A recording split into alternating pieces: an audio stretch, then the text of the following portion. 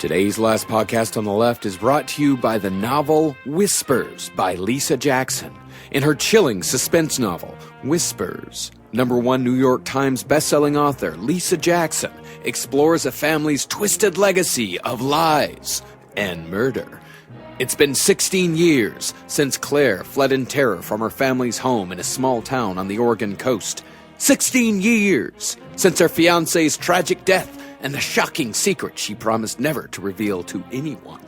But that was before journalist Kane Moran began probing the mystery of that horrible night, turning a light on the darkest corners of Claire's life. Now, as Claire returns home to face a past she's tried to forget, another body is unearthed, revealing the twisted nature of a killer who is ready at last to make Claire pay the ultimate price.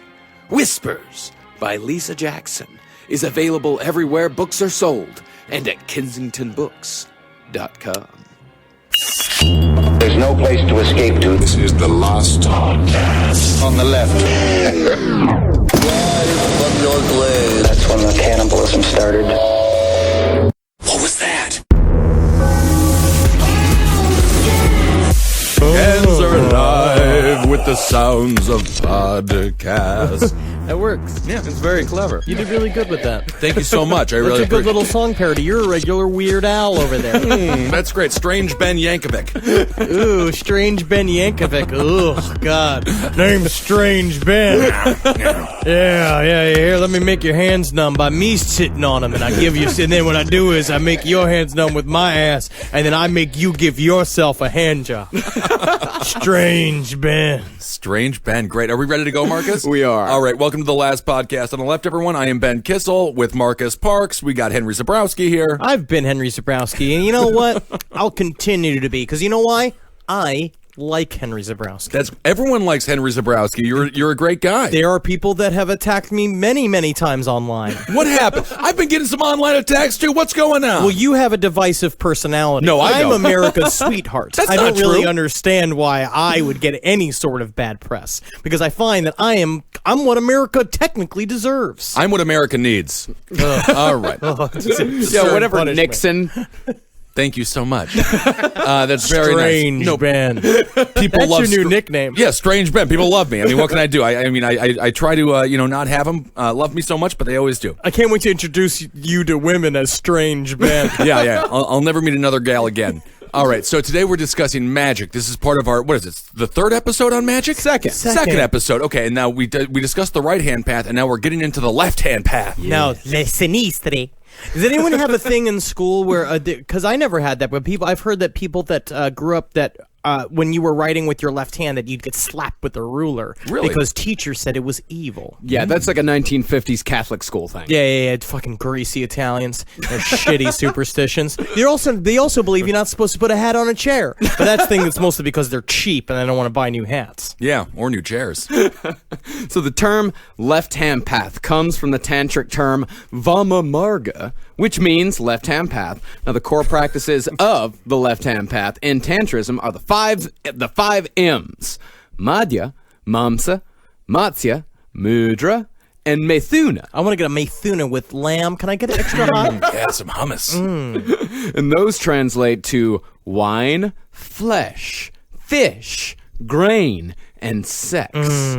See, the left path of the Tantra involves the ritual transgressions of social taboos and ritual sex. Now, we're going to get into the full description of the history of the left-hand path, but it's important to remember, the right-hand path was about the learning and about the purifications of your spirit. What we learned last time was that the right-hand path is joining your mind and spirit to the Godhead.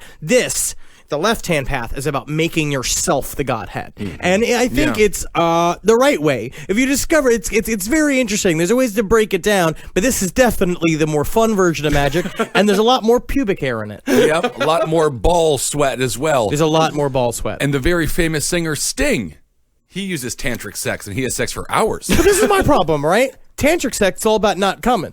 Yeah. Coming is the best part. Well, it's about coming for hours at a time. That's right. It's about coming in your fingers and in your toes. No, but that's not coming. Coming's getting the juice. Right? Good. Yes, absolutely. I asked my doctor, and that's what he said. Well, that was a homeless man. What? He had a lab coat on. Yeah. It was dirty. And he kept saying, "Yeah, you'll make juice today. It's so funny, man, because I make juice right." Grabbing his penis there. Yeah. Thanks, Dr. Phil. So besides the sex connection, modern magicians use the term left-hand path for more nefarious and provocative reasons. Provocative being the operative word here. The Latin term for left, as Henry said, sinister, has been associated with evil for millennia, particularly in Christianity. This comes from the Gospel of Matthew, in which God's followers, the sheep, are on the right, while his non-followers, the goats, are on the left. Now, would you rather be a sheep or a fucking goat? Goat. Yeah, toss up them horns. That's right, and the Chicago Cubs should have let that goat into the game in 1908. Then they wouldn't have had a curse, and they could be in the World Series today. Fuck the Cubs. That's right. Yes, and in the paintings of the Last Judgment, the Christian God points to heaven with his right hand and to hell with his left. And Christians call the left-hand path, quote, the diabolical and earthly path to hell. Again, the fun path, the better, the path where it's technically a roller coaster to hell. Well, just think about it. Do you want to go upstairs or downstairs? Going downstairs is always easier. Hell is lower. Let's go. The thing about it, yeah, and upstairs, you can still trip going upstairs. Downstairs, you can slide down the banister. That's right. It can only be an easier path to the bottom. So the left-hand path covers Thelemites, Satanists, chaos magicians, and dozens of others. About the left-hand path, German Satanist Vexen Crabtree said, The left-hand path is solitary, individualistic, personal. German. This is like, no, you can't tell from my accent? Oh, I'm as German as a Wiener Schnitzel. It's based on self-development and self-empowerment, frequently called evil or dark by non-satanic religions. The followers of the left-hand path have often have to remain in the darkness or face severe persecution from the religions that ironically call themselves quote-unquote good. But I'm with the left-hand path. I got this, it's a stick-on tattoo of a fucking cool ass that's got an Irish cross on it. Yeah. So that big gulp will be $2.99. I feel like that guy would just crush at fantasy football. Very good. So lesser-known orders, such as the Nordic Dragon Rouge, founded in 1989, see the left-hand path as, quote, the dark side of magic. About the left-hand path, the Dragon Rouge said, It emphasizes the unique, the deviant, and the exclusive. Its method is dark magic and antinomianism. Antinomianism. What does that mean? It means going against the grain, antinomianism. Antinomianism. The goal is to become a god. Man becomes a god when he ceases to be a creation, and instead he becomes a creator. So, and that jerky is going to be $1.45. We got to sell. You can get 4 for $5. If you're going to get 5 bags of jerky, it's really important you want to get that one extra bag off the price there. So how long have you been working at 7-Eleven exactly? 25 years. 25. Huh. Yeah, I know. One day his black magic's going to get me out of here. Now, quick question. Have they ever given you a paycheck? Not a single one, but they said it's a job, it's a badge of honor. Okay. I'm here for the love of it. I see. Maybe free roller dogs. Oh, the free roller dogs, you bet. I'll tell you thanks. Thank you for that. Certainly not my feet, because I lost them to diabetes. Yeah. Unfortunate. So, the most famous member, or I guess the most famous practitioner, and certainly possibly the first practitioner to be well known in the West of the left-hand path was Aleister Crowley. Now, again, Aleister Crowley was the real deal. He's a genuine, I don't know what he's British, right?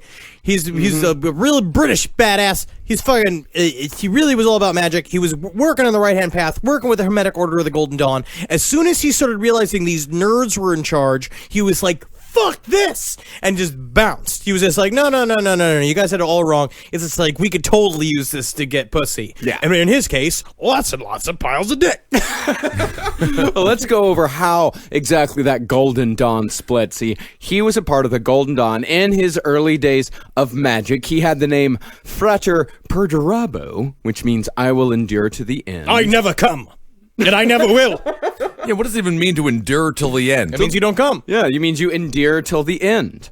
But then at some point it ends. Like a cockroach. I see. So his balls and his cock were the cockroaches of all sexual organs. Can you imagine someone being like getting back to somebody's house after a date and then opening up their pants and his dick is just a pile of roaches?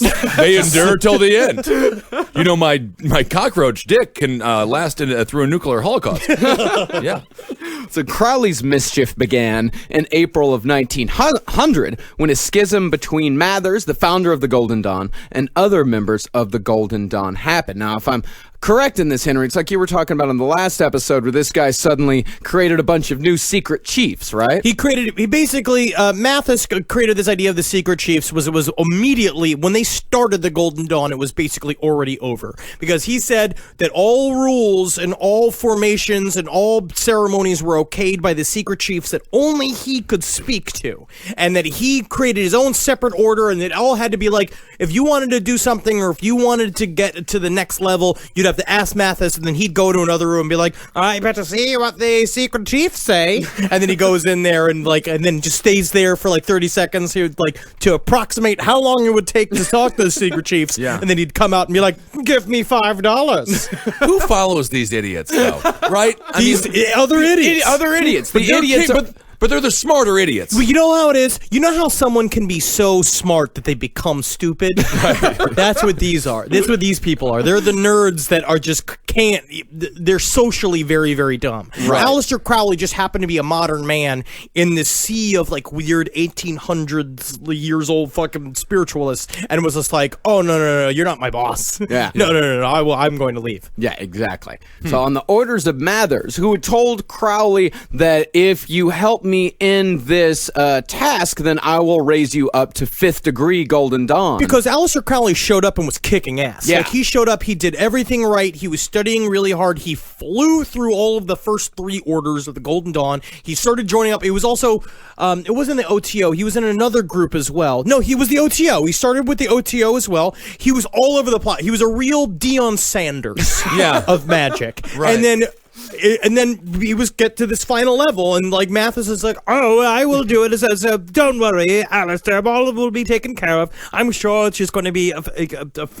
mere triviality to the secret chief to advance you to the next stage. Yes, but of course, Crowley had to do a job for him first. For the schism had already happened. Crowley and this woman named Elaine Simpson, a.k.a. Soror Donorum Dea Dispensatis Fidelis. Who was actually pretty hot. The whole thing to me just sounds like a bunch of people who pretends to be renegades, but in reality they just follow a very similar structure as a fraternity. Yeah, it's like rich kids throughout the years. It's always been this way. Right. Nothing a rich person loves more than to follow rules for some reason. Right. Because if I know. a rich person follows rules, they just stay rich. Yeah. You know, poor people have to break the rules. Right. The thing about Aleister Crowley realized that thought like a poor person. And it's like I could bust up out of this shit. Yeah, exactly. So the name of Elaine Simpson, her name meant she is a faithful steward of God's gifts. Boring. The two of them broke into the Second Order's meeting room, attempting to seize Order property on behalf of Mathers. He basically went in an act of magical war against the Golden Dawn in the most nerdy way possible. So 2 days later, Crowley, after he was shooed away his first time, he had a direct confrontation with the poet William Butler Yeats, a.k.a. Frater Damon Est Desus in Versus, a.k.a. Inside Out Brother Demon, I think. I think that was my own. I tried to. I put into the Latin translator, and then I checked out some different, interpretations of what these certain words are. Inside Out Brother Demon is the closest I could come. Those are just words together. Yes. That's not a. It seems like the number 4 on a gay prostitute's menu. Yeah. Inside Out Brother Demon. That'll be $500. And it will take me 2 weeks of recovery. Okay, we can do it. So I only got 2 hours. So joining him this time was Edward A. Hunter, a.k.a. Frater Hora et Semper, a.k.a. He Will Always Be My Brother. So Crowley arrived in a kilt, a black mask, a plaid shawl thrown over his head and shoulders, and a huge gold cross on his chest, and a dagger by his side. I just want to see the costume changes or the outfit changes before he left the house. Yes, like, yes. what did he put on? And he was just like, not going to work. Which of these is the most magically terrifying? I don't know, Alistair, but I'd love for you to put on some underpants. Yes, but what about my phallus? So what does your roommate Alistair do exactly? I don't know, man, but he keeps weird hours, and it's like he's always doing something. There's always, it sounds like it's either a woman or a high-pitched man's voice screaming in there all the time, and but he plays a lot of Civilization. Pays rent on time, though, huh? Yeah, every time. So the poet Yeats was able to keep Crowley from entering the order's premises. So Crowley called up a constable to help him get inside. The constable advised him to call a lawyer. Basically, a cop showed up to a bunch of nerds in costumes yelling at each other, and he's just like, "He will not gain entrance into the second order chalice room." And he's just like, "But I will. I have the power of the Thelema behind me." And meanwhile, some cops like, "Call a wizard lawyer or something. I got shit to do," you know? So soon after that, the order, they passed a decree to expel Mathers, Simpson, and Crowley. And while Mathers and Simpson would fade into history, Crowley's career was just beginning. Yeah, it was like when Sarah Silverman got fired from Saturday Night Live. It was the best thing that could have happened to her. That's correct. Yeah. Where's Nora Dunn now? Nora Dunn is, terrible. Is she dead? Well, inside. Jan Hooks. Jan Hooks, she is dead. That is unfortunate. Yes. Ripped apart by a pack of dogs. Well, really sad. Don't go into the forest wearing stakes. So after the Golden Dawn fell apart, Crowley truly came into his own, filling the magic vacuum left behind with his practice of Thelema. So Thelema would be the leading esoteric discipline until the rise of Wicca in the 50s and 60s following the repeal of the British Witchcraft Act in 1951, which forbade the practice of witchcraft. That is a really cool meeting of Parliament. And they'd be like, "We must ban these witches." It's like, "Yes, witches are definitely the biggest scourge in all of Great Britain." I agree. But my main problem, but forgive me, Congressman Ballister, but shouldn't we focus on some of the dental care? Because my teeth are jagged and horrible, and my breath smells like the inside of a dead animal. Yeah. It's just like, no, it's the witches are the problem. The witches are what gives us our pasty skin and our sallow ball sacks. That's right. That's why all British teeth look like individual tombstones. Still jagged and rotten. So since the 1950s and 60s, magical practitioners in the 20th century have, for the most part, been split into either disciplines with Thelemic, a.k.a. left-hand roots, or with Wiccan, a.k.a. right-hand roots, gods within versus gods without, internal versus external, bitchin' versus groovy, Sex Pistols versus Peter, Paul, and Mary. And either way, man, I like all of it. Yeah, me I'm too. kind of it, but then we're chaos magicians. We'll talk about that in the next episode in the series. Yeah, exactly. Yeah. You're officially a chaos magician now? I don't want to labels. I would highly just say recommend not labels. saying it ever. No. We can say it here on the podcast because this is a safe place. Yes. It goes out to a bunch of people. Oh, no, but they don't really listen. So although some Wiccans, they do tend to fall into the left-hand path equals black magic equals evil camp, most modern magicians don't subscribe to the whole black equals evil, white equals good trap. The respectful ones, at least, merely see them as two different approaches. Chaos magicians, the ones with rationality. Exactly, yes. We are among the most rational. I mean, I did come on a piece of paper one time. Yeah, I feel like, and then Marcus is always eating the goddamn stuff. I mean, the whole world's falling apart. Well, he's just looking for a spice to life. He's got a ball and chain. He's got some day job where he's a producer of a fucking podcast network. And he's got in some sort of goth country band. There's nothing cool about that. He's got to spice it up by eating his own cum. everything you described before him eating his own cum is very cool. So let's start with thelemic magic. So the thelemic practice of sex magic derives specifically from a spiritual event that occurred during Aleister Crowley's visit to Cairo in 1904, covered in the episode The Great Beast 666, oh so long ago. It involves a museum, Egypt, and fucking in a pyramid. Now, I find this very interesting because I went back to, because when we covered Crowley a long time ago, that was before we were really good or at the level, I don't know if we're good at research yet, but you are very good at research. I am not as good at research. I am not as good. I'm better now than I was then. That's the idea. Absolutely, yeah. You're great at research. I'm just saying, we could be better. But back then, I just watched a documentary and then went and did it. Yeah, that's what we did. Now we really waste our lives. Now we're really burning up relationship fuel. Yeah. Marcus Parks is the greatest researcher in podcast history. It's true. No, that is true. No, Dan Carlin beats me. What is wrong with you? He is very good. Hardcore history is very, very good. But he has no life. Yeah, he's a loser. He's not a chaos magician like you two assholes. Chaos magician.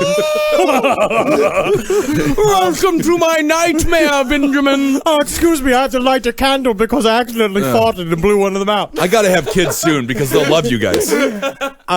I started reading about Aleister Crowley and Thelema again, and because I really thought it was going to be much closer to the right-hand path than what he took from Golden Dawn, but then I found out it is all about fucking. Yeah, it is all, and it is only fucking. And if you missed, Thelema is Aleister Crowley's discipline that he created himself. Yes. Yeah, and it is definitely all about fucking 100% through and through. Right. So on this first fuck realization, I guess you could call it, him and his wife at the time went to Egypt, and on March 17th, 1904, Crowley invoked the Egyptian deity Tot, the god of wisdom. And for the following 3 days, in their hotel room in Egypt, a semi-invisible Egyptian deity named Awas, said to be a messenger of Horus, dictated a document to Crowley over 3 separate sessions that would eventually become Liber al Vel Legis, or the Book of the Law. It's actually a very interesting little story. If you really read about the birth of the Book of the Law, his wife, if you want to talk about supportive, Yeah. she was there for this whole thing. Which In a hotel room. In a hotel room. She actually received the visions while he meditated. Mm-hmm. And she said, we have to go to this museum and go invoke Tot. They go, he sees this hieroglyph, some weird piece of art with Tot on it, and it's like Exhibit 666. Yeah. And that's what caused him to give himself the name of the Great Beast, and that he saw the Tot thing. We covered this in the other episode, but it's very interesting how they were both nuts. Totally crazy. But this is one of the areas where I do have a massive amount of respect. Is it nonsense? It's total nonsense. It's obviously just a ploy to get laid. But he did do it. He did do it. He wrote everything down. I mean, he was a real, dare I say, go-getter. I would also say the big thing is believe in your magic, believe in yourself, believe in your hallucinations. This is true. Honestly, what is real? Yeah, exactly. If you want to be a magician, you're going to say a lot of shit like this. When Marks and I talk about writing in our magic journals, and we talk about a vision we had, like I wrote last night, I had a dream about a magic mirror that I envisioned in my house, and then I went online looking for the same mirror, and I found it. I found a mirror just like it on fucking Etsy, and I bought it, so I'm going to put it up in my house. And but you have to start believing in these images in order to fill them with meaning, and that's what makes you. That's all it takes to make you a magician. And Aleister Crowley got a buttload of cum to prove it. So when you get a show on NBC, you too can waste your money. Brilliant idea, Henry. Just buy everything you dream about. So as we've said many times before, the main tenet of Thelema is do what thou wilt is the whole of the law. Love is the law. Love under will. And about magic as a whole, Crowley said, a man who is doing this true will has the universe to assist him. Which is pretty fucking cool. That is cool. This means that an individual's true will, capital T, capital W, is that person's authentic spiritual purpose, and it also confers a sense of identity, as Crowley said. The first principle of success in evolution is that the individual be true to his own nature. Absolutely. Right. And Crowley believed that his experiences in Cairo and the subsequent writing of the Book of Law represented the birth of a new aeon in the history of mankind's spiritual evolution. There's been 3 so far. The first was the Aeon of Isis, which is a matriarchal age characterized by the worship of lunar deities, That was paganism, shut down pretty hard. pantheism. That was shut down super hard. The second was the Aeon of Osiris, which was the patriarchal age, Judaism, Christianity, Buddhism, and of course Crowley believed that he brought this age to an end. This is what he said about the ending of this Aeon. I peck at the eyes of Jesus. I flap my wings in the face of Muhammad. I tear at the flesh of the Indian and Buddhist. I spit at your crapulous creeds. That's right. Woo, nobody's safe. That's That right. one, you got Aleister Crowley, the roast master. He's a real Jeff Ross. So Crowley punctuated that statement with a ceremony in which he baptized a toad as Jesus Christ and crucified it. So in the back of his head, the entire time he's thinking like, they know I'm just making this shit up. Right? Oh, yeah. Like, when are they going to bust me? Every magician knows that. If they really do believe that, again, this is a chaos magic principle. We'll talk about this later. It's more like Discordianism. We will talk about this later. Yes. Right. But if everybody knows it's full of shit, but it's about in the act of doing it, you make it real. He went and caught a toad, which is difficult and to dog meat, scary. Yeah. Terrifying. Terrifying, yeah. And he crucified it, which is, again, but go on Etsy right now, look up frog crucified, and you will find it. That's how easy. That's modern day. I agree That's with the thing you. about the 20th century. A quick tip here. Never give a magician a pen. You'll never get it back. No. Or when they ask for money. No, Because no. all magicians are not paying bills. For some reason, I feel like when a magician gets home and takes off his jacket, just nothing but pens fall out. Just 100. I've done my tricks for the day. Yeah, pens and lighters. He's just a TD bank, constantly taking all the green pens. Nothing like a free pen. I mean, banking at TD Bank. Illusion. The third age, which started in 1904 when Crowley was blessed with these visions. It's our current age. The third age is the Aeon of Horus, the divine child. And rather than external emphasis, this Aeon is represented by internal forces, true self, the power of will. Crowley said, Be strong, O man. Lust, enjoy all things of sense and rapture. Fear not that any god shall deny thee for this. And he discovered that after getting fucked in the ass in the desert. Yeah. And this is how he wrote about it. I do love this. He wrote a journal entry about it. So when he was Go back and just clarify the last statement. What was he saying? fear not that any god shall deny thee for this. So what he's saying is do whatever you want. Don't think about any sort of divine consequence. Yeah, live your life, girl. Yes. Yeah, okay. Yeah. Do you, girl. That's what it's about. It's about doing you. So it's a hashtag YOLO. Hashtag YOLO. Yeah, okay. That's what always. Yeah. Oh, man, if you had hashtags. Oh. Man, that book of the law would have been full of fucking hashtags. The book of the law is difficult to read, and purposely so because it's horseshit. He wrote this about in his book Confessions about how. So as we remember, power bottom of all time, Aleister Crowley. Well, power bottom of the year. Yes, My older brother is the power bottom of all time. man. He all 6'7" at him. Huh? 6'11". Just fucking. That's where the power comes in. Just cracking his body like a whip up against the base of that dick. Fort Lauderdale gays. They've had a Jesus, does time. the other guy just have to stand against a wall? I'm afraid Yeah, I he would. puts a little helmet on so he doesn't get injured. I feel like it was like I would stick my dick in and his ass would grip onto my dick, and then when he snapped to fucking hump me himself against me, I would flap like a towel. Yeah. That's what happens. That yeah. is great. But at the end, He got end up all- married, but he did get married though, right? No, he's engaged. My middle brother got married. That is He's not a lovely. power bottom. That is really, really lovely. So he's the spearer. Yes. He's the skewer. That's what they call him, the skewer. Yes, that's his gay nickname in all the hot Slide clubs. it in that fucking Yeah. razor hot beef. So, thanks for the images. Yeah, the It's like skewer. a fucking hot knife through butter. just my male brother. there. They call him the Squissle. Oh, squissle. And so this is how Crowley wrote about his act of being skewered in his round bottom.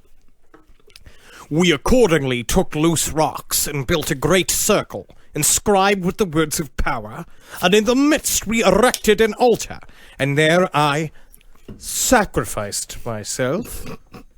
Bracket, submitted to anal sex, end bracket.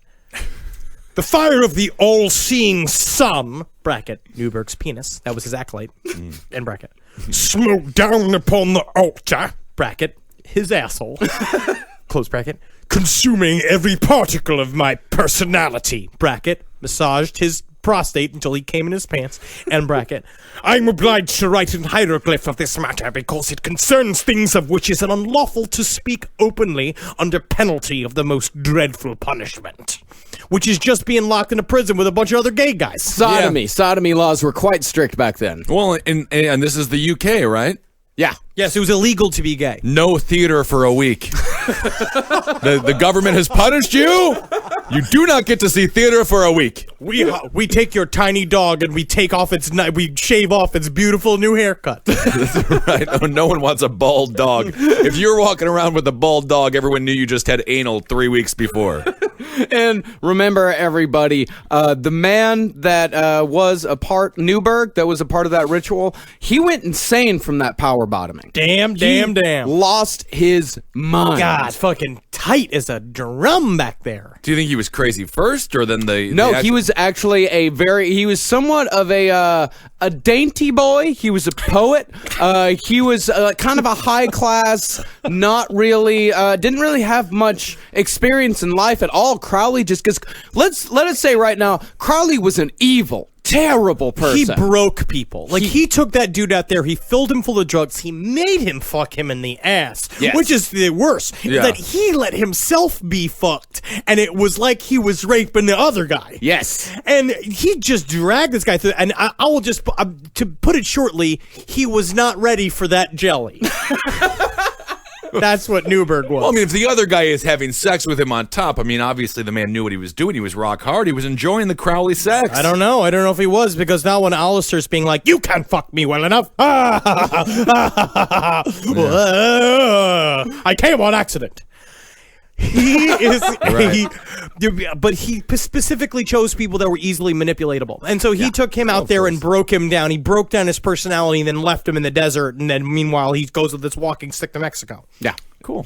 So Crowley's life and career as a ceremonial magician would focus on the ongoing personal quest to find the ideal whore of Babylon, or Scarlet Woman as she would be known throughout the years, with whom to enact the philosophy or thelema or magical will. And it's very interesting, and this is where people will fight him later on, which we're going to talk about, is how he would use prostitutes often. Yes. And the whole point is that, and it's very interesting, it's very similar to sort of what they say about, like, when gay men hate on women, where it's just like he looked at women as tools. Yeah. Like, he did not view them as sacred parts of the magic. He viewed men as using the sex magic on women, and that they were there just to be whores, and that's what would make the magic happen, is someone taking mastery over a woman. Well, they sound like the most important part of the puzzle. No, they're the ones who.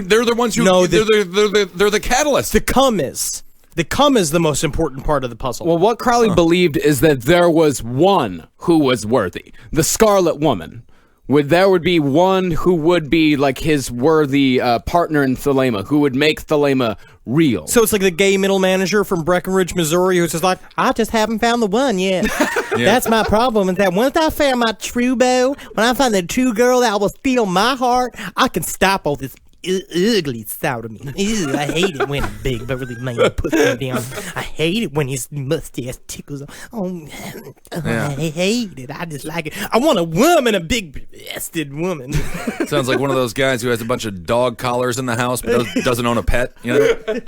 So the Book of Law, besides just philosophy, also contained instructions relating to ceremonial offerings associated with sacramental sex magic, specifically the preparation of what later came to be known as, quote, cakes of light. Here is the recipe. For perfume, mix meal and honey and thick leavings of red wine. Then oil of abramelin and olive oil. And afterward, soften and smooth down with rich, fresh blood. The best blood is of the moon, monthly. Then take the fresh blood of a child, all dropping from the host of heaven. Then of enemies. Then of the priest of the worshippers. Last of some beast, no matter what. This burn of this, make cakes and eat unto me. I'm Billy Mays with OxyClean. Does that ever happen to you? OxyClean, Billy Mays here, but OxyClean gets all sorts of mixtures of semen and menstrual blood and olive oil out of any sheets. Oh, where these are ropes? Well, you're going to need some Clorox for that. I'm sorry, OxyClean's getting the fuck out of this. Take it from me, Mr. Mystic Aleister Crowley. I've come and bled all over all of my clothes, and thanks to OxyClean, I can still get a job. So while all of that might sound sinister, Crowley in later verse wrote that the, quote, fresh blood of a child was, quote, Babylon and beast conjoined, meaning the ingredients of sexual congress, semen from the male, and gluten from the woman's vagina, or the, as he called it, the privy chapel. Privy, means bathroom. Yes, and gluten from the woman's vagina, by that I mean pussy juice. Now, this is some of my favorite stuff here, is because he wrote about, there were so many, he had to write it secretly. He had to write about sex magic secretly because of all the weird, appropriation laws or whatever it is they had in the UK. Also, it goes down to the ancient secret schools idea of you write things in allegory, and a part of the master-apprentice relationship is teaching the allegories to someone else as they mean something. They're all code for something. And so he had so much code for sex. And these are some of my favorites. One was, he would call it gluten of the white eagle, which is the sex fluids, which is pussy juice and pussy blood. He'd call blood of the red lion was his reference to semen, right? And then oftentimes he would call for you to make the holy hexagram, which is an instruction that the man and woman would interlock their heads and bodies in a mutual oral sex position to form the shape of a hexagram. And he would also call this the double gift of tongues and making the rosy cross. This is what we got to video these things so that people can see the disgust on my face with these names. And also one of my favorite passages in this text here, that he would talk about how this is how he described the use of a magic sigil, which is we're going to see the birth of sigil magic from Thelema. Let him sit and conjure. Let him draw back the hood from his head and fix his basilisk eye upon the sigil of the demon. Then let him sway the force of him to and fro like a satyr in silence until a word close burst from his throat. That which floodeth him is the infinite mercy of the genitor genitrix of the universe, whereof he is the vessel. Here comes juice. Here comes. I made the soup. I mean, at some point, then they're just like, so I guess we should just get Papa John's then? Yeah. After you come, what do you do after, we had the hexagonal sex? Yeah. I guess you're just like, now it's time for a meat pie? Do you want to watch The Unbreakable Kimmy Schmidt? I haven't seen the second half of the first series. Where do you go from there? I hear Orange is the New Black is very good in this new season. And, yes, I could check out the band that you were speaking of earlier. I can't really recall what it was, but I am willing to go on a further date with you, I guess, if you were to leave now. The whole time he's shoving his prolapse butthole back into his own body. Oh, I seem to have left my scarf loose. Yeah. Interesting. Oh, and by the way, if you are using Blood of the Moon monthly, it is menstrual blood. Fresh menstrual blood is considered optimal. I love it. And you don't get it fresher than in Brooklyn. Yeah, who's keeping it around? Could get people. I have been tempted. I was To what? You've been tempted to what, I'm Henry? just saying. To keep your girlfriend's menstrual blood? One of the other techniques that you're supposed to do in sex magic, and this is true, is you're supposed to come inside the woman and then suck it out of it. Mm-hmm. And I have been... It's not a coconut. We're not in the jungle. You don't put a straw in the goddamn thing. You're not thirsty. You're not next to salt water. But that's the magic. Sucking your own cum out of a woman's vagina? Magic. Ta-da! What? I'm done with you two. I'm over it.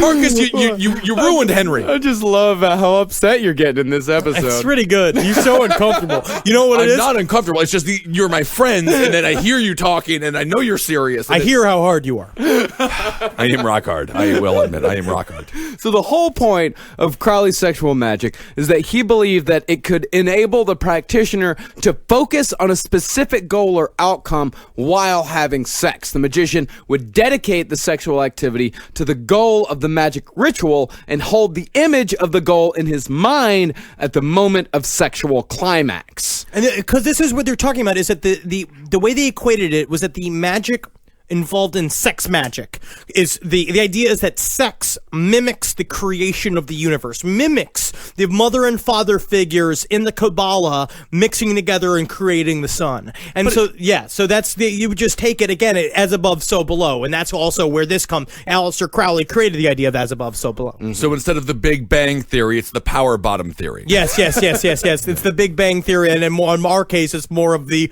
mediocre bang theory. With a lot of cunnilingus involved because you got to build up to the mediocre bang. Right. It's the kind of trying to get it big theory. Yeah, I know that one far too well. So at that very moment that the energy raised during the ritual would be directed toward the goal by the magical will. And in this way, the sex magic practitioner would be able to, quote, wed the image and the magical power. And many of you out there will be pleased to hear you do not need a partner to do this. Get a partner, though. Don't make this be an excuse that you just do it, man. Because it is better. Because that's the thing. It's like, luckily, it's just like if you could meet someone who's into it. But I would say is what you got to do is find someone who supports you in this, and don't just drop it on them like 3 years in. You know what I mean? So although the first Western magical order to use sex magic was the Ordo Templi Orientis, or OTO, Crowley was the one who came in and truly revolutionized it, particularly within the OTO itself. Well, it's very interesting because Crowley did start with the OTO, and when he wrote the Book of the Law, one of the heads of the OTO went to Crowley and was like, you cannot reveal our secrets of sex magic. And Crowley, who had not gotten to the ninth order of the OTO, was like, what are you talking about? I made all this up so I could fuck all the time and do magic. And he's just like, no, that was the secret. The big ninth level secret of the OTO was sex magic was the way to reach the Godhead. And then when they realized that he didn't know about it, they made him leader of the OTO. Yeah. That's how you get a promotion in the magic world. Just not knowing anything? He fucked his way to the top like Julia Roberts. Yeah. She didn't fuck her way to the top. That's a movie. That's Pretty Woman. No, she sucked the Weinstein's cocks in a room. She didn't suck the Weinstein cocks. Julia Roberts is famous for fucking her way to being a celebrity. That is actually true. Look it up. That's the movie. That's the movie with Richard Gere. No, I'm not talking about that. She fucked to get that movie. She didn't even fuck in that movie. You don't even want to know what she did to get Mystic Pizza. What did she do? Show her tits to a random busboy? She ate a plate of shit. She ate a plate of dookie. Julia Roberts ate a plate of human feces to get Mystic Pizza. And that may not be fact, but the fact is she did fuck a lot. Yeah. To get her job. Not slut shaming. God bless her. God bless her. Absolutely. All right. Well, that's a fact then, I guess. So yes, the OTO, as far as like the ninth order goes, they said that they could communicate in 9 degrees the secrets not only of Freemasonry, but that of Rosicrucians, the Illuminati, the Order of the Hidden Church of the Holy Grail, the Knights of the Holy Ghost, the Church of St. John of Malta, the Holy Sepulchre, pretty much any order that they could think of. They told people, we will give you every single secret that they have by the time you get to the 9th degree. And the 9th degree was sex magic, and the reason why they were so impressed with Crowley is that he knew without being told. He had come upon it all on his own, so they thought it's kind of a chosen one type situation. Yeah, he was the Neo. Yeah. Of ass sex. Right. So the split between Crowley and the OTO was that Crowley thought that these ideas should be made public although it is much more likely that Crowley saw that he could just use these ideas to gain himself attention and notoriety. We're not really covering this in this episode, but Crowley really did use newspapers and his reputation in order to sell his own magic. Yes, he was right. he was such a public figure. That was the thing. All of these guys like to be secret. It was all like they viewed it as like this thing that they did. It was a private exercise. They did it away from everybody. They thought it made it more magical to do it without public knowledge. Where Crowley lived the magic. Right. Yeah. But he projected like it was secret. I mean, that's one of the great irony, like reality television. It's not real. If you really want to just live a life, you just live it. You know? Yeah, exactly. If you look at because it says this, reality TV, if it was real, wouldn't have a script supervisor credit Right. on there. They have a Exactly. story editor credit. So so during this time, just for some context for me personally, Crowley, was he a celebrity? Yes. Was he Became famous? Was he famous in his real life when he was alive? He was more famous when he was alive than he is now. Then he dropped. Then he picked back up in the '80s when heavy metal really started incorporating his images into stuff. Right. But he was kind of along the level of like Salvador Dali, where Yeah. Salvador Dali Right. was an artist, but then became a celebrity artist, and that's what he was. So would you would equate him with a performance artist? Yes. Oh yeah, absolutely. His yeah. whole life was magic, and that's what they talk about a lot of times with Left Hand Path and into Chaos Magic, about living the symbol. And he became that. He was the full embodiment of Thelema. He was Thelema. I would really compare him more to like say. I don't know, like a band like the Sex Pistols. Like when the Sex Pistols first came to America, or first their only tour of America, every town had newspaper articles of that day. The Sex Pistols are coming. The Sex Pistols are here. No one really knew who the fuck the Sex Pistols were or what their music sounded like, but they were such a scary brand that people would come and they would protest their concerts before they even began, before they even got off the bus. And that would be the same thing with Crowley, is that newspapers would come out and say, the Great Beast 666 is here, and newspapers called him the wickedest man in the world. And of course, when the first time a newspaper called him the wickedest man in the world, he was just like, perfect. Excellent. Right. Excellent. But of course, Kimmy from PR, you are fired. yeah. So it was all part of his brand. Yeah. And I'm sure at some point he had a terrible case of diarrhea and just didn't feel like the worst person in the world. I don't feel like being the wickedest man in the world today. Can't I just be Al? Tough days. So in addition to the public nature of Crowley's teachings, the OTO also had boundaries, wherein Crowley had none. Like ISIS. Modern day ISIS. Yeah. Yeah. So the idea of proper behavior in sex magic takes us even back before the Golden Dawn to the illegitimate son of a wealthy Virginian and a slave named Flora, a man named Pascal Beverly Randall. Now, this is the guy who did all the sex magic, but you have to do everything with your frumpy wife. Yeah, it's been going on. Sex magic has been going on in the West since about the mid-1800s. Arguably began in the United States when Pascal Randolph published a book called Euless. Euless? No, it's like Euless with a question, with an exclamation point. Euless! And then the subtitle was The History of Love, Its Wondrous Magic, Chemistry, Rules, Laws, Modes, Mood, and Rationale Being the Third Revelation of Soul and Sex. But the short title was Euless. Euless. That's how you get him to stop, and then you have a long time to explain. That was it. his safe word. Was also a problem because he also the sound he made when he came. Euless. You know, I guess it's too late at that point. So he believed that that sexual instinct was a fundamental force in the cosmos, but also believed that the sexual union could only become a metaphysical and sacred ritual if it was done between a married, loving couple, and only when both have a full and complete orgasm. That is very nice. It's very nice. But the tantric part of it is involved a lot of times, because Crowley said this too. A lot of times the whole point was to withhold the cum. Mm-hmm. You know, and so this one, he was definitely more about the coming, because he was probably a 4-minute man. Yeah, I mean, you can go two different routes. I mean, you can hold cum in for 10 hours, or you can just learn to cum multiple times. Yeah. There are. Can you come multiple times? Totally. Oh my God, of course. I mean, I have, but it's always, Yeah. the second one's always like a...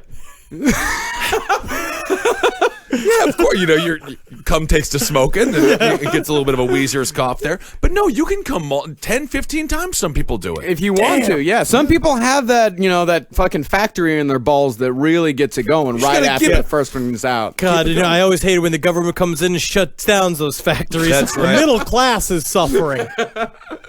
So this guy had the same idea as Crowley. Focus on a goal during an orgasm, and the sexual energy could be harnessed to produce magical results. Randolph believed that you could solve problems related to marital discord, money matters, you could prolong your life, you could eliminate diseases, and you could even charge amulets with life force through sex magic. I mean, I do agree. What is greater than, having an orgasm with another person? I mean, it's the best feeling on the face of the planet. Yeah. I completely agree. It really is. Except for completing a really nice paper airplane. Well, one that really gets it. Yeah, it's really symmetrical, you know? But isn't it all symmetry, though? Think about it. If you lay your tongue flat, that's how you, by the way, with the woman, put your tongue flat on the... Flat? Yeah, flat, yeah. That's how you... Do you not know how to eat the... We'll talk about it after. We all have our different methods. Everyone's got a method. Yeah. I know for a fact how to do it right. Tiny tornadoes. Not tiny tornadoes. Tiny tornadoes. What is it, a tongue twister? Tiny tornadoes. Tiny tornadoes. It's not a spelling bee. Shapes. Nah, Flat, consistent, good speed. feel it out, man. Some people have got different strokes for literally different strokes for different kinds of folks. Yeah, absolutely. No two women are the same. The flowers are all beautiful, and they are all different, They Ben. all deserve to be appreciated by the bees and the butterflies. We're still talking about taking a girl out to Arby's, right? That's what we're discussing? Okay. Love that horsey sauce. Well, one of the only real differences between the sex magic approaches is that Randolph was a bit of a prude about it, which isn't surprising considering how he was operating in the mid to late 1800s. He maintained that masturbation and homosexuality wouldn't work and that it could only work between a loving heterosexual married couple. You have to admit, this is a big first step in the West. Yes. Just to say that sex is good and okay and you can use it for something and it's not just for procreating, it's, hey, baby steps, man. I mean, Still sounds like Crowley, this. though, jumped ahead of everybody. Yeah. Because he wrote a whole book about gay sex. Yeah. And you find out every one of those books it was called like Liber 9 or something like that, Yeah. where it was all about gay sex. And then he had a whole other thing that was about 69. Yeah, this guy's like the Mike Huckabee or Rick Santorum of Satanism. I mean, what's he talking about? But like, You can have fun, but not too much fun. Everyone knows satanic sex is with a man and one woman. Everybody knows that. it's not satanic, Ben. It's Euless. Euless, I'm sorry. Euless! I'm going to have sacred sex with you, Euless, and only you. Yeah. Sounds like a horse that they cut their hooves off of. Your only hope, Euless. I'm done. All right, if you don't win this race, we're going to have to put the jockey down. They should kill the jockey in Kill those the horse jockey. races. Good point, Henry. Well, sex magic wasn't the only thing that Crowley wasn't the first to do. He was also not the first to eat cum and period blood.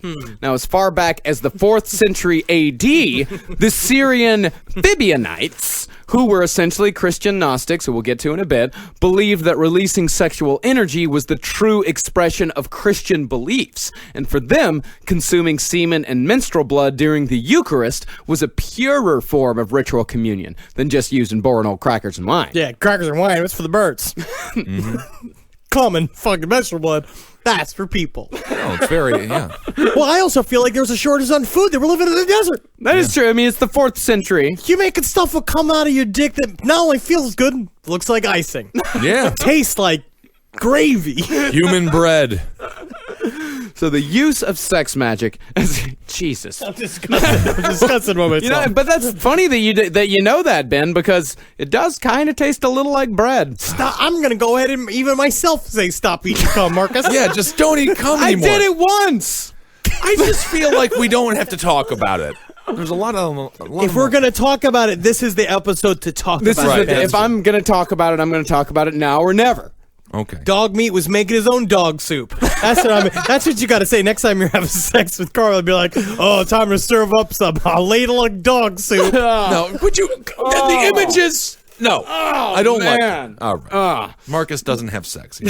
So the use of sex magic has continued throughout the years when it concerns the left-hand path, mainly through the Church of Satan and its creator, Anton LaVey. to celebrate good times. Come on. It's a cell of Satan. Yeah, Anton LaVey. Love this guy. So Satanism does have also a path that extends back hundreds of years. Pre-LaVeyan Satanists were more religious than magical, believing God to be the enemy with Satan as the hero. It's very interesting because the Gnostics and the Yesides also believed in this concept. Yes. Well, that's the thing, is that if you needed any more proof that the Bible can be interpreted to say pretty much anything you want it to say, there's scripture to back this up. Since the very beginning of the Bible. Since the very beginning of the Bible and since the very beginning of Christianity, see, the great-grandfathers of Satanism, Christian Gnostics, were the first to point out these Bible verses.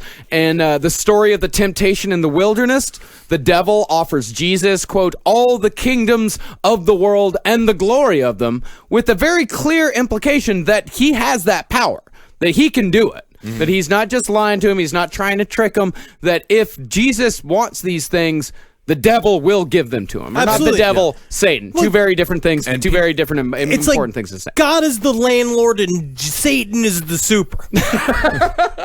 Right. Actually, that's a very good way of putting it. Thank you. Yeah. And when Moses went through the desert for 40 years... He was just lost. He should have had a fucking Google Maps. Yeah, and the manna from heaven was just come. Yes. Well, the Gnostics, they're New Testament people. Yeah, a lot of the Old Testament, because that's what another thing that they look at the Old Testament as, is that they look at, because the Old Testament God is evil.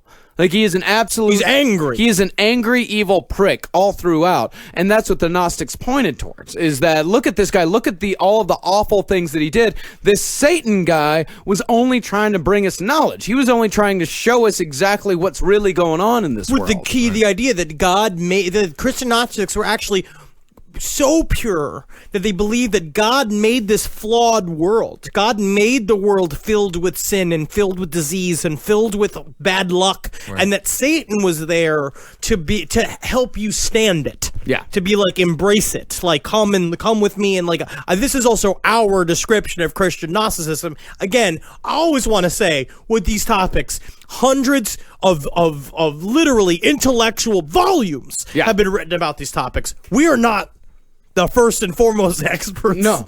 Let us please once again stress this, that on all of this stuff, we are not the first and foremost experts. We are. If you're What's wrong with you people? Let's say we are the experts on Christian... What do we don't even know. How do you spell Gnosticism, Ben? B-E-N. Oh, you are K-I-S-S-E-L. You're just being fun. He is fun. You're feeling fun today. I am feeling fun. Thank you. And there's other things in the Bible to back this up. In St. John's Gospel, the devil is called, quote, the ruler of this world.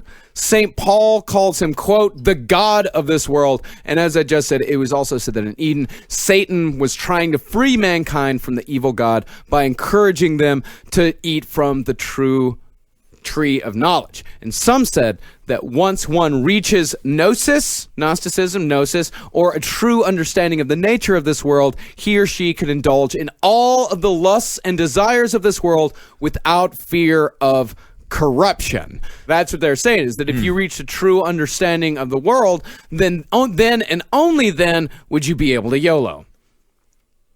All right. Very good. Now that we broke it down to a hashtag I can understand, See? I really enjoy it. See? And so while this idea would snake its way through the left-hand path for centuries, it would reach its natural conclusion with modern Satanism. So if the God of the Old Testament is evil, then it follows that the Ten Commandments were intended to keep humanity in subjugation to him. Did they organically came together? Like, was Crowley a Satanist to begin with? No. So that had nothing no. to, like. So he was just a magician type person. He didn't even talk about Satan, really. The bridge to Satanism as a whole, I mean, of course, we can do an entire episode about Satanism. It's Anton LaVey took the readings of Aleister Crowley and took all this stuff and met with a bunch of guys. They took the symbol of Satan as the adversary in order to Satanism and itself is essentially a satirical religion that's used to make fun of organized Christian-based beliefs. Yeah, And so, of course, but they also monetize it in its own self. It is a but religion. on purpose. It's all on purpose. Read of course. Satanic Bible, it's hilarious.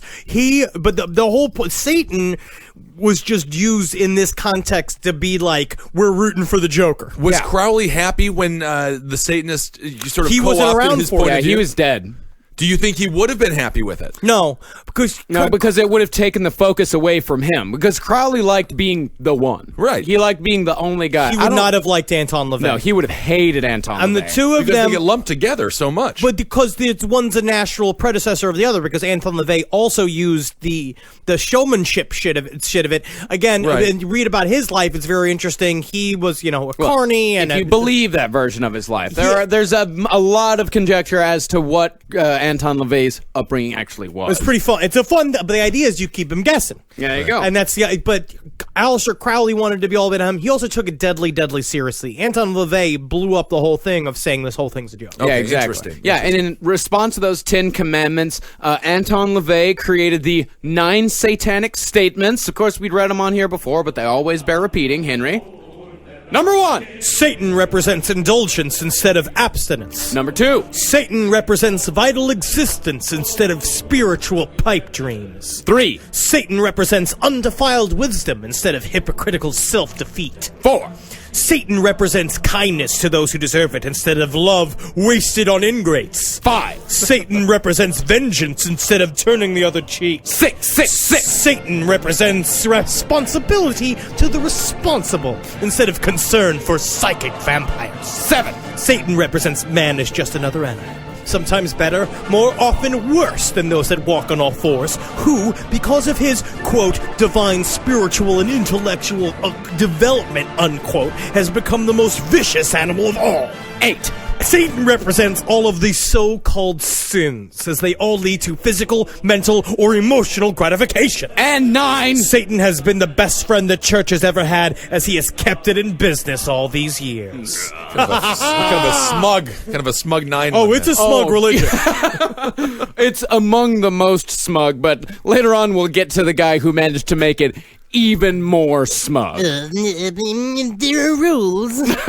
Got to. But yeah, LaVey, it was all about having fun with it. He was we do know that he was a former carnival barker, beautiful at the calliope. And he really was a beautiful calliope What's player. a calliope? You can't be beautiful at that. It's if a you type of perfect music. it sounds terrible. It's a music a clown dance slowly to. Yeah, You know what I mean? see. Yeah, it's among my favorite. I've got a whole record of calliope, quote-unquote, hits that I listen to all the time. It's just a lonesome, echoey calliope. If you get right next to them, they'll make you deaf. It's not for friends and family. No. Tried playing it for friends once. No one wanted it. No one wanted it. It's bad at parties. So LaVey, he conducted services which began and ended with satanic hymns, a ritual invocation to Satan involving a naked woman as a quote-unquote altar. It's pretty sweet. The typical ceremony would involve the ringing of bells, sprinkling the congregation with a mixture of semen and water, symbolic of the creative force. A sword and a chalice rested strategically in the pubic area of the woman altar. It was all pretty metal. It's all pretty sweet. It's pretty Aussie. Usually when you get hit in the face with water, you're not happy. But then when you realize it could otherwise be cum, you're like, thank God. Okay, cool. Yeah, All right, I'll take I'm the fine with water. this. I'll take Yeah, it. water to the face, yeah. So LaVey, he celebrated Christian sins as virtues for the practice of having things backwards, upside down, the wrong way around, or otherwise subverted, are at the essence of Satanism and its rejection of Christian values, hence the upside down cross, the subversion of the mass and all that sorts of It stuff. was all making fun of the It's all making fun of it, self-seriousness yeah. of the Christian imagery. Yeah. And although Satanists say that all sexual indulgence is good, most agree that stops at hurting anyone else. Well, all good Satanists agree that you're not supposed to hurt somebody else. You're not supposed to tread in somebody's territory. You're not supposed to make someone do something they don't want to do. Yeah. Everybody's supposed to volunteer because that's what makes it work. Yeah. And LaVeyan Satanism, it's not to be taken literally, as Henry said. It's more of a philosophy than a magical discipline. However, there are some Satanists who take the complete opposite approach, such as Michael Aquino of the Temple of Set. Yeah, this guy. Have you read the Temple of Set book? I know. I try to make it all the way through. There's a lot of fucking math in it. Too much math, huh? Yeah, I just get to a point where I just glaze over. The Satanic Bible is hilarious. Again, it's so much fun to read. Snappy. Yeah, and the Temple of Set manual is just like, oh. Yeah. I can't talk about this to people at parties. Yeah, that's for sure. See, the Temple of Set, they prefer a more philosophical approach to Satanism. In other words, they took all the fucking out of it. They took all the fun out of it. Right. So it was Crowley, then it was LaVey, and now this Aquino. Michael Aquino jumped off of that. Yeah, Michael Aquino jumped out. Like, they were contemporaries, because what happened is they all got into a fight or something. Yeah, Anton LaVey said... and what a nerd fight that was. Yeah, they went to like a Benihana and they just got super mad that Anton LaVey kept bringing girls with no tops to the Benihana. He's like, this is an invocation ceremony. This is supposed to be sacred. And Anton LaVey is just like, I'm getting blown right now. Right. I wish you'd leave, Mike. Yeah. Yeah, it was formed after Anton LaVey said in the Satanist newsletter that all higher degrees of initiation would only be available to those who make contributions of money, real estate, or valuable works of art. Yeah, because he was making money. Now he's just like, oh, now we're doing this. Oh, we want to make a secret club? You got to pay to be in the secret club. And there was no secret club. Yeah. Well, now it becomes a religion. Well, no, I mean, it was actually... It was, he needed money. He needed money. Yeah, he just needed money. He was a con man, definitely. He was a carny. It was like the old P.T. Barnum trick where you get people to pay 5 cents to see the egress, and egress is just Latin for exit. So they'd go outside and then they'd have to come back in and pay for admission one more time. It's all carny tricks. But this is how Aquino put his the split between the Church of Satan and the Temple of Set. The Church of Satan has been arrogantly sensationalist. The Temple of Set was cautiously philosophical. And so the Temple of Set, a.k.a. Nerd Satanism, was born. The change in name came from Aquino when he summoned Satan, who told him that the true name of the Dark Lord was Set, an Egyptian god, and that he was to no longer use the, quote, bastard title of a Hebrew fiend. That's what it says there. Yeah, that's what he wrote. Is that Satan was the bastard title of a Hebrew fiend. Interesting.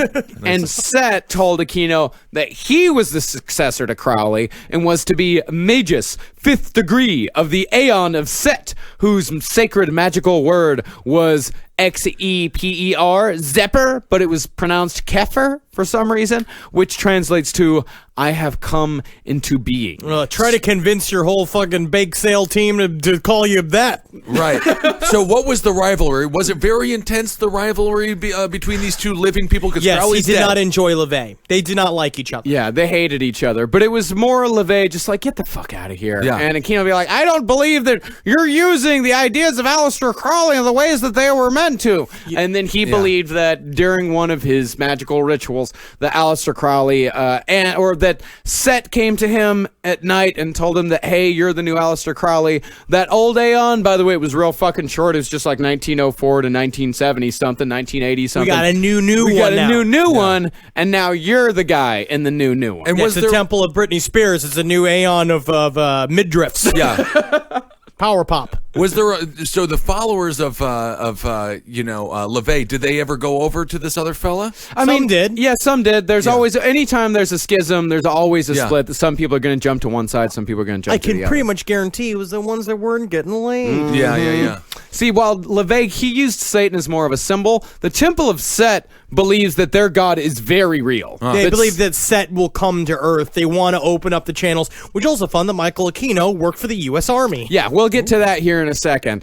They believed that the god was very tangible. You could have a very tangible power relationship with Set. And Lilith Sinclair, Michael Aquino's wife and high priestess, she called it a, quote, a very quiet, serene, beautiful touching of minds. Well, that's the idea, that he Beautiful wasn't necessarily evil. He wasn't here to destroy anybody. He was just super, super, super ancient. yeah. Right. Yeah, and so the Temple of Set is a return to magic as an elite undertaking that sets them apart from others. They believe they're superior beings with the knowledge of a deeper universe, and they also believe that Setian magic can allow you to conquer death. Which brings it all the way back to the Golden Dawn. Yeah, this brings it all the way back, is that the Temple of Set is a return back to the days when you had to, like Henry said, understand all this stupid math that doesn't make any sense. It was about the eliteness. It was about basically you have to be like rich and powerful to even do magic. Yeah, exactly. Yeah. And who do you think Crowley would choose? As far as like the person who actually took his I don't principles. think he would ever choose anybody. No. It's whoever Not he Aquino would or- fuck. I guess he would see what Anton LaVey was doing and be like, I get it.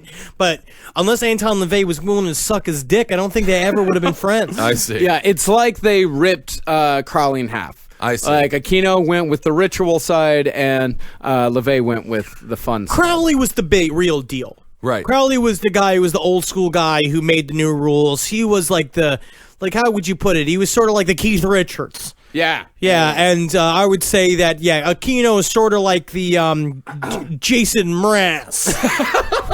And then Anton LaVey is like the Black Keys. He's like the guy from Black Keys, a little bit cooler. Maybe the fat guitar drummer there, or piano player. The guy from Blues Traveler? Blues Traveler, John No, Pop. the Black Keys. The guitar or the pianist on the Black Keys is fat now. Oh, wow. Yeah, you gained a lot of didn't weight. know That's that. great. I like to hear that. I like to see a fat musician. Love it. And as a bit of a coda to this episode, some of you might recognize the name Michael Aquino from Satanism and the Government Part 1. Allegedly, he was involved in a government pedophile ring based out of the Presidio Army base where Aquino was deputy director of reserve training at the time. And while it's possible that Aquino got swept up in the Satanic Panic, this was like 1987, the evidence that Aquino was involved in some really terrible shit is pretty compelling, and coupled with his involvement with the government in the creation of Mind War, which is still used to this day, and also his claims that maybe the Nazis were, quote, onto something with their magical ideas. Never say that publicly. There's like any sort of. He public wrote figure. it in a book. Yeah. He had chapters and chapters and chapters about it. That is mis- Well, you can't say the Nazis weren't on to something. I mean, they were definitely. They were onto something, Yeah, something but I don't know. terrible, but- No. It sounds positive. No, I mean they were. Yeah, it's not. Yeah, yeah, I mean, yeah. So, like he was saying, they were onto something like in a positive way. Yeah, I mean, it's not yeah. kids at a sock hop. I mean, they were onto different things than that. But Yeah, but they were never right about whatever it is they were on to. You know what I mean? It's not like Yeah. they kind of, because it sounds like you're saying, well, the Nazis really had it going on. That's what it sounds like. Yeah. So let's say here, well, I think we can say here at Last Podcast that we're not what you'd call Aquino fans. So, in other words, when you hail Satan, please hail responsibly. Realize what you're doing. Yeah. Okay? Which is having a great time, living a heavy metal life, getting laid, either it's with somebody else or with yourself. I'll say that. I'll That's even not say getting that. laid. No, That's- I'm going to give you the credit of saying you are choosing to masturbate yourself because you could maybe not even masturbate that day. Mm-hmm. Yeah, but you have to it's still find a- yourself just sexy enough to make yourself hard. Yeah. That's what I'll say about masturbating for a living. You don't look at yourself when you masturbate. You close your eyes and fantasize. You gotta at least like your dick a little bit. You gotta like it enough to touch it. No one looks at their dick when they masturbate, though. I'm sure some do. All right. Well, what an interesting episode. Yeah, that's the love left-hand path. We're going to be covering Chaos Magic here in the future.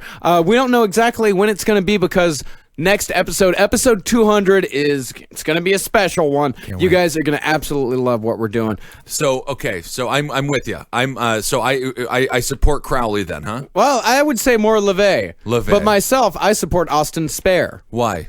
It's a It's chaos. a whole magic magic magic thing. Yeah, See, I I don't don't really. support- I If don't. you guys didn't both have girlfriends, no other woman will talk to I you. mean, personally, I think LaVey's a little much. I think LaVey's a lot of fun, but I also I am more of this. I believe in more of this cybernetic view of magic, which is a form of magic, which is the idea that your neurons, as above, so below, your brain is the exact same shape as the universe, and like the universe, and your brain, you stimulate neurons, and that creates butterfly effect type changes throughout the entire universe, and that's how your magical will works. So that's you can follow Henry on Twitter at Henry Loves You. Amazing, such a fun episode. Yeah, great episode. Guys, don't forget, this Saturday, we're going to be in Washington, D.C. Yes. for the DC Podfest. It's going to be at 8 p.m. Go to dcpodfest.com to find out exactly where the show is. We're going to need to figure that out. Yes, we do. We, as a matter of fact, tell us. Find out where the show is and let us know, and we will be there. Yeah, you can get tickets at dcpodfest.com. Get them now because they are almost sold out. And we are definitely going to be drinking. Definitely going to be drinking, having a good time in Washington, D.C. Guys, let us know what the fuck's going on. It's going to be an early show, so we're going to have a late night. So if anybody's got any clearance as well, get us into a building. That'd be pretty sweet. Yes, that'd be wonderful. And the next day, on November 8th, that is the Cave Comedy Radio Sausage Fest, in which you're going to have all of your favorite Cave Comedy Radio podcasts doing a little live thing downstairs in the garage. And hopefully this year we'll get one woman to come. One woman. I can't wait. I'm also single, so if you are a senator's daughter, reach out to me. I'm looking to date up. Yeah, that's a bit up. You know what I mean? Bit up for me, yeah. Maybe you want to make a lateral. No, not a congresswoman's daughter. Okay. Just a senator's daughter. I'm not asking for Malia here. I mean, and we Are also you going to try and date Malia Obama? no, I'm saying I'm not. She I'm going is for senator. 17 years old, Benjamin. What is wrong with you 17 perverts? years old trying to have sex with the president's daughter. Oh, leave it alone. We'll be in town, though, so Malia, if you listen to the show, which I'm sure you do. Sasha's a big fan. And as far as thank yous this week go, we got to thank Jeremy for sending us these amazing paper mache masks. Dude, it's so cool. That are being hung up on the studio walls. We're going to take a picture, put it on the Facebook group. Go join the Facebook group. And we also want to thank whoever sent us these amazing books.